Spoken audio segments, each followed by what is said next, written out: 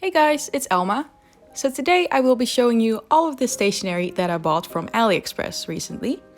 It's a lot more than I would usually buy since there are new customs rules in Europe and I really wanted to buy all of it before those applied. I won't be talking for the rest of this video, but I will put all of the products on the screen and in the description below if you'd like to buy some. So let's get started on the first package.